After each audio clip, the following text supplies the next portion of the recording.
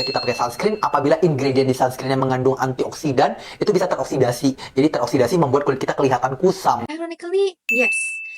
Dan ini bisa disebabkan karena adanya interaksi bahan yang menyebabkan ketidakstabilan kimiawi. Hai, aku Emi, cosmetic scientist yang suka spill semua hal tentang kosmetik yang gak pernah dibahas oleh dokter atau expert manapun. Antioksidan ini sebenarnya ditambahkan ke dalam sunscreen, bukan untuk gimmick, tapi untuk melindungi si formula dan kombinasi UV agentnya sendiri. Untuk antioksidan sendiri juga bisa menyebabkan sunscreen warnanya lebih kusam karena adanya paparan udara, sinar UV, dan suhu yang terlalu panas. Apalagi kalau antioksidannya adalah bentuk plant extract, maka ada kemungkinan resiko lebih tinggi untuk lebih kusam. Dan kusam ini tuh berbicara soal desain formulasinya yang ada sesuatu yang salah. Ada lagi bahan yang berupa yaitu zinc oxide. Zinc oxide ini gampang atau mudah teroksidasi juga nih. Ini bisa membuat kusam juga.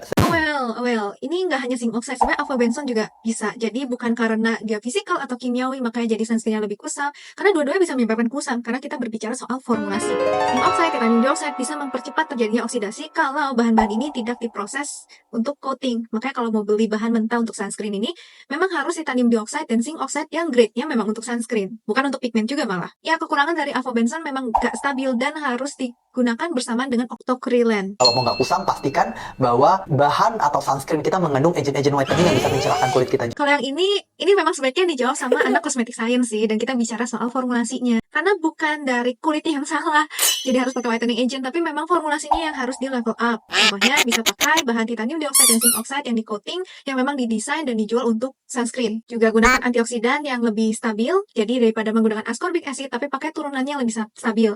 Contohnya ascorbyl glucoside. Consider penggunaan chelating agent seperti EDTA untuk mengikat ion logam, jadi oksidasinya juga tidak cepat terjadi. Dalam formulasi sunscreen, kamu nggak bisa cuma pakai satu sunscreen agent. Kamu harus pakai kombinasi, makanya kenapa dia namanya hybrid, kenapa avobenzone nggak boleh pakai sendiri, kenapa titanium dioxide juga nggak bisa pakai sendiri. Dan consider penggunaan packaging yang airless, walaupun memang bisa meningkatkan cost dari harga produknya. Dan untuk konsumen, taruh sunscreen di tempat yang sejuk, hindari sinar matahari, dan pastikan tutupnya itu tertutup rapat. Jangan pernah ide taruh sunscreen di mobil. Share juga soal ini supaya tidak ada misinformasi lagi.